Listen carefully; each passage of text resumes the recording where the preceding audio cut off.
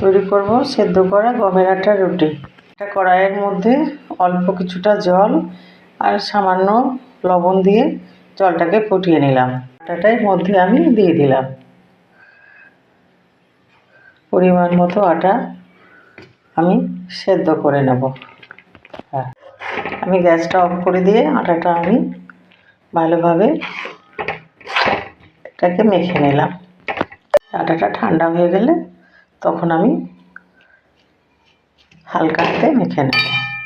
সেদ্ধ করা আটাটা আমি একটা গামলার মধ্যে ঢেলে নিলাম। কড়াইয়ের মধ্যে আমি জল দিয়ে দিলাম। আমার আটাটা মাখা হয়ে গেছে। এরপর এটাকে আমি ঢেকে রেখে দেবো। যখন তৈরি করব তখন বার করব। এক পাশে রুটির জন্য আলু ভাজা রেডি করে ফেললাম। এই আলু ভাজা আটাটা আরেকবার একটু মথে নিলাম। এবার এটাকে লেচি কেটে তৈরি করব রুটি। আমার লেচি কাটা রেডি হয়ে গেছে। এবার বেলে বেলে রুটি তৈরি করব, কিন্তু বেলাটা আমি দেখাতে পারবো না বন্ধুরা, কেন আমি এক হাতে ভিডিও করি তো। একটা রুটি দিয়ে দিলাম। তো আরেকটা রুটি রেডি হয়ে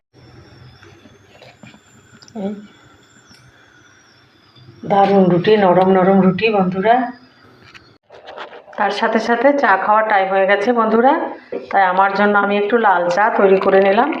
আমি সকালবেলা এক হাতা আমি দুধ চাও তৈরি করে ফেলেছি।